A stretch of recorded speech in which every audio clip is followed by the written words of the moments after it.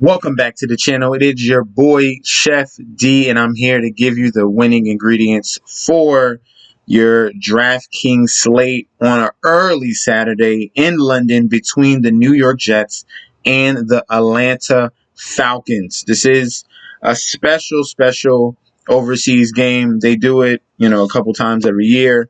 The Jets happen to be lucky enough to get over there and not waste a home game. This is technically an Atlanta Falcons home game, so this is good as well.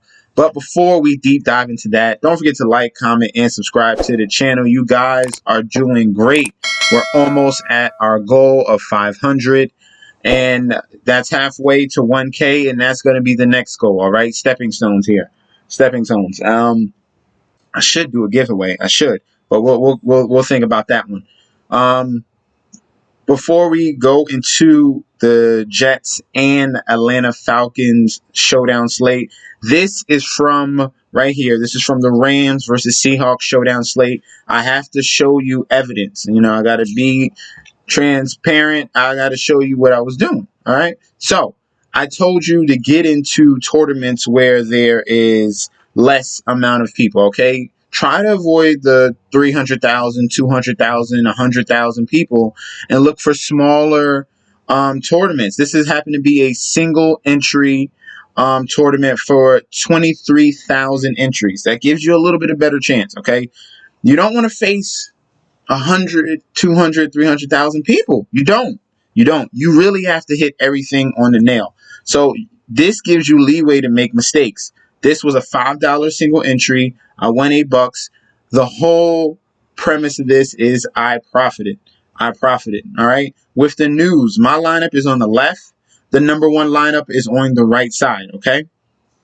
Obviously, the number one player captain was Robert Woods. I loved Robert Woods. I had him in every single lineup. I thought it was a great idea to fade Cooper Kupp, especially after Robert Woods coming out and saying he's complaining about not getting the ball too much. Sean McVay was like, okay, we're going to give him the ball. And you saw what happened. All right. The thing about me was that when I got the news about Chris Carson, I wanted to immediately put Alex Collins in that captain spot. I should have had another lineup with Robert Woods in that captain spot, and that would have been a totally different story. I would have definitely had probably $100. But Alex Collins, we make mistakes. It's okay. We make mistakes. Alex Collins was my captain. Then I was able to afford Russell Wilson and Stafford. I was able to get Henderson and Woods. And then Higbee was a nice little cheap play at the bottom of your flex because he got into the end zone. So we have almost similar players on the, my lineup compared to the first place lineup. The difference is Russell Wilson, DK Metcalf, and Sony Michel, and Alex Collins, pretty much. That's it. 2 switches, and that would have had me in first place. But that is okay. We learned from this lessons. The key to this was that we profited. So let's go over to the Atlanta Falcons and New York Jets game in London. All right. Injury news. Calvin Ridley is out for the Atlanta Falcons. This is a big hurt for them. This puts a lot of pressure on their running game and puts a lot of pressure on Kyle Pitts. The next man up at wide receiver, because there's no Russell Gage as well. It's going to be Olamide Zaccheaus. It's going to be Christian Blake. And it's going to be, what's their other wide receiver? Let's see. Olamide Zaccheaus is down here. Oh, and Tajay Sharp, who's a former tight end. So those are going to be their 3 wide receivers. And then also Hayden Hurst. So they're probably going to do a lot of 2 tight end sets, which they were doing last week. So that's very intriguing to know. This probably leads me over more to the Jets because the Atlanta Falcons are going to be hampered. And I do not like this price of Matt Ryan all the way at $16,500. I think that is too expensive. And let's look at it. Let's be really clear on what the advantages and disadvantages are. We're going to go to fantasy points allowed to quarterbacks, okay? I'm giving you stats. I have to give you context to you so you can understand why I'm leaning the way I'm leaning. The Jets are number 4 in fantasy points allowed. Okay? That means they do not give up many fantasy points to quarterbacks. They're 4th. That's up there with the Patriots, the Broncos, and the Bills. Okay, those are very good defenses. The Jets defense surprisingly is very good if you haven't noticed. All right? It's been bad quarterback play, but once the rookie gets things clicking, everything should come all together. So the Jets defense, as you saw last week, 7 sacks on Ryan Tannehill, who's mobile. Now they're going up against Matt Ryan, not mobile at all. So that pass rush will be all over the Atlanta Falcons and all over Matt Ryan. I do not like Matt Ryan for the early game and on Sunday. All right.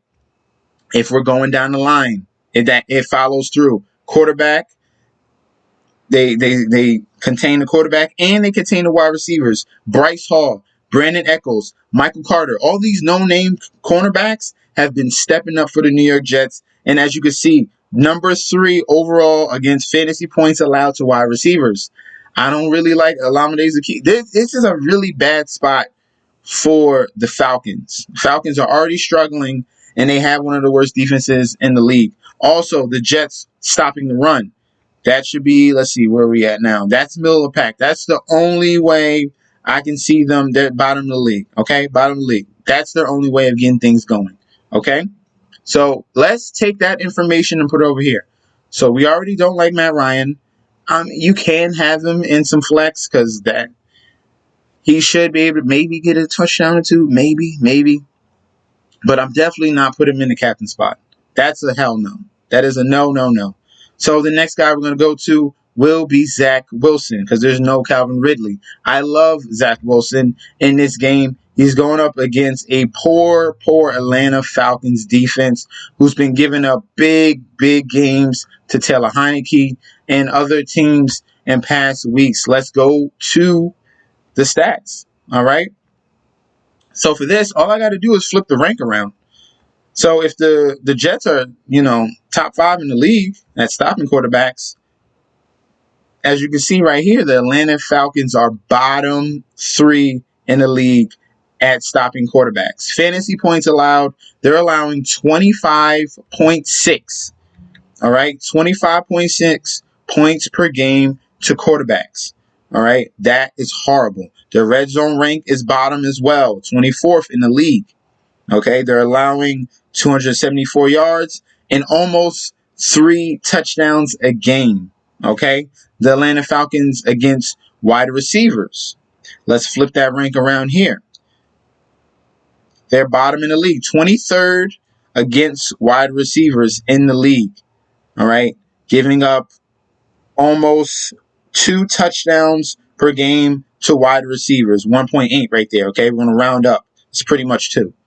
And then also against running backs, the Atlanta Falcons, they rank bottom in the league as well, if I'm not to be mistaken, or are they middle of the pack? So they're right in the middle, probably below average right here at 21.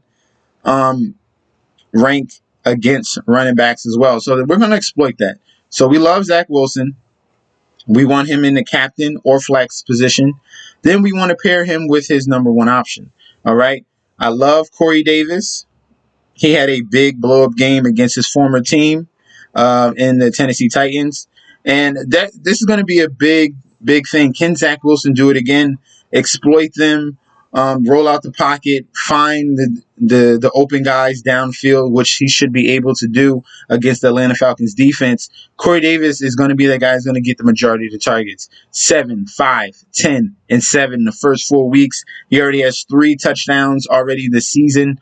He's been a very good signing from Joe Douglas. All right. Very good signing. He is now our number 1 wide receiver. Jamison Crowder just came back and had an instant impact. He's one of the better above average slot wide receivers in the game. And you already seen the production from the first go. First game coming back, 7 receptions, 9 targets, 61 yards, and a touchdown. This man has sure hands. He knows how to run routes and knows how to get get open. So if we got him playing well, that only bodes well for Corey Davis, for My next guy I'm going to speak about, and that will be Elijah Moore. Elijah Moore has been cleared from concussion protocol. If you need someone to take the top off of defense, Elijah Moore is your guy. The rookie from Ole Miss has dynamic speed. He's been up and down for the first 3 games, as you can see. He had a drop in week 1 against Carolina, came back a little bit better. 8 targets against New England, 4 for 47.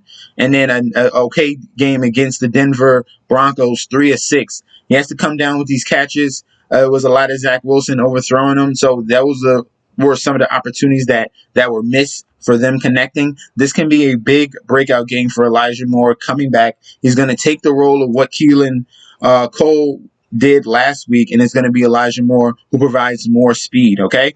Elijah Moore is a very good option to have, a cheaper option going up against Atlanta Falcons defense. All right, now I know I'm favoring the Jets. Let's pull it back. Let's look at some of the Atlanta guys that should have a good day. Like I said, I'm not really too keen on Matt Ryan because of our defense. Let's look at some other options. Cordarrelle Patterson at 9,200. He has been a blessing in disguise coming from the Chicago Bears. This is a special teamer that is now basically a running back and wide receiver. This is a must play. You have to have him either in your flex or you can have him in the captain spot because he has been putting on big performances for the Atlanta Falcons as of late. Started out slow week 1, 7 of 54. Also had 2 targets for 13 yards. Week 2, 7 with only 11 yards. But the key with this was the receiving. 5 for 58 and a touchdown. Against the Giants, 7. Only 20 yards rushing, but he is a big, big factor in the reception. 6 for 82 with 7 targets. And then against Washington, 6 for 34, 5 receptions, 82 yards, and 3 touchdowns. Matt Ryan was feeding Cordarrelle Patterson. With Calvin Ridley out, there are going to be less options for him to throw to. Cordarrelle Patterson has a chance to break out on Sunday. Another guy we're going to look at. One of our weaknesses really is not really that much of a weakness, but we do give up some yards in the rushing games. Could it be more accountable to the fact that we just faced Derrick Henry? Yes. But Mike Davis, if you want to go with this option, he does meet both requirements. He's getting rushing work. He needs to produce well and get a nice yards per carry on that end. And then he does get receiving work alongside of Cordarrelle Patterson. So with these guys out, they're going to be relying on both running backs, Mike Davis and Cordarrelle Patterson. They are both options in your lineups, okay? Round tier 2, tier 3. They're both options you need to consider. The next guy I'm going to talk about, which is going to be my second favorite play, because my first is Cordarrelle Patterson if I'm looking at the Atlanta side. The second favorite play will be Kyle Pitts. If it was any week that Kyle Pitts was going to break out, it should be this week. He is getting used, but they're not connected. It's like with Elijah Moore and Zach Wilson. The targets are there. The receptions are not matching the targets. I don't know if it's coverage. I don't know if they're running the wrong routes. It could be a plethora of things. But these numbers need to match, okay? The good thing is that the targets are there, and he's getting plenty of snap counts on the field with Matt Ryan and that offense. They just need to connect, all right? 9 targets against Washington, 3 against the Giants, 6 against Tampa Bay, and 8 against Philadelphia. All right, Kyle Pitts is a very good play with no Calvin Ridley. The guys they're going to be relying on are subpar wide receivers. Kyle Pitts is literally the next best passing option for Matt Ryan, and I love him at that price at $7,200. Okay? Now, you don't have to have Zach Wilson at that captain spot because he's the most expensive. You can get really creative. All these guys I spoke about can be options in that captain spot. So, other guys I do like for this game that's going to be in the second, well, probably third tier or wave that we can put in our lineup builds and really get creative will be Michael Carter for the New York Jets, the rookie running back from North Carolina. He's getting used more and more. The snap count is leaning more to him in his favor. going over 50% usage. And then Ty Johnson is going to be that next guy below him.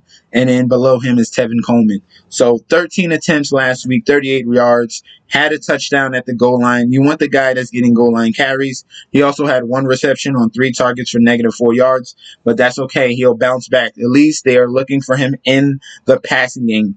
Very consistent. 3 targets in each of the first 4 games. 3 out of the 4 games. Only had 2 against Carolina. Michael Carter at 6,400 is a solid play as well. Let's just throw him. Let's take out some of these guys. We'll throw Michael Carter as our next wave. Okay, we'll throw Michael Carter in there. Next guy we're gonna look at. We're gonna scroll down. I'm not really. You can lean towards a kicker. Younghoe Koo and Amendola. If you're really struggling at that last flex spot or you're looking at salary, you could go a kicker. I'm not really leaning towards that. If I had a choice between defense and kicker, I might be leaning towards defense because of the fact that the Atlanta Falcons are going to be so hampered offensively. And we saw what the Jets defense was able to do last week. They were able to get 7 sacks on Ryan Tannehill, and now we're going up against an unmobile quarterback in Matt Ryan. Turnovers could turn this game rather quickly if the Jets' top 5 defense continue to play the way it is. So that's a sneaky play. We like the Jets' defense. If you want to choose a kicker, go ahead. You can fit him in. If you say you have too many Jets, then bring it over with the Atlanta guy. If you have too many Atlanta guys, bring it over with the Jets so you think they keep up pace, okay? Next person we'll talk about is going to be Hayden Hurst. This is the next best wide receiver. If there's not Kyle Pitts, then it's going to be Hayden Hurst. They're running 2 tight end sets, okay, 12 personnel. So Hayden Hurst is alongside on the other side of Kyle Pitts, and he has been getting targets. Last week, 4 receptions, 4 targets, 29 yards. Maybe he has a better connection with him than Kyle Pitts because he played with them last season. So this can be a sneaky option right here. A lot of people are going to go Kyle Pitts, but they do not realize that Hayden Hurst is the other tight end that they're using very, very frequently. Okay? His snap share, his snap count is up there as well. Hayden Hurst at 2,600 can be a very great option as your bottom flex play. Olamide Zaccheaus, like I said, technically he will be the number 1 wide receiver now for the Atlanta Falcons. Very up and down play from him. He's more of a slot guy if you're really looking at it. So maybe he can eat us up in the middle. But there's a reason why he's only 1,800. Okay, let's be 100% honest. All right, I see the Atlanta Falcons using their 2 running backs, using their 2 tight ends more than using their wide receivers because those are the next best options. Calvin Ridley is number 1. Then technically the most talented player next is Kyle Pitts. And then is Hayden Hurst. Not Olamide Zaccheaus, not Christian Blake, and not Tajay Sharp. But if you want to go with pass catching options from Atlanta, then you're going to go with the next number 1 wide receiver. That would be Olamide Zaccheaus. If you continue to go lower, I just spoke about Tajay Sharp. He's the number 2 wide receiver, technically getting a minimal amount of targets, but he will get a high snap count now with the injuries on that team now. And other than that, I'm not looking any lower, okay? I am not looking any lower than that. So that is and will be the breakdown for the Showdown slate on early Sunday morning between the Jets and Atlanta Falcons. I'm leaning more on the Jets side because of the injuries to the Atlanta Falcons. We like Zach Wilson taking advantage of a bottom 3 defense in the Atlanta Falcons, bringing that back and pairing it with the plethora of wide receivers that the Jets have. Crowder, Corey Davis, Elijah Moore. If you want to bring it back, we like Hayden Hurst. We like Kyle Pitts. And we like Cordarrelle Patterson as well if you really want to get this together. If you want to do a 3-3, that's fine. 4-2 is great. And an onslaught, I can see that as well if you want to use the Jets defense. All right. So that's all I have for you for today. Good luck, guys. Don't forget to like, comment, and subscribe to the channel. Follow me on Instagram and Twitter at MessNetJSD, and I'll be back with another video very soon. Peace out.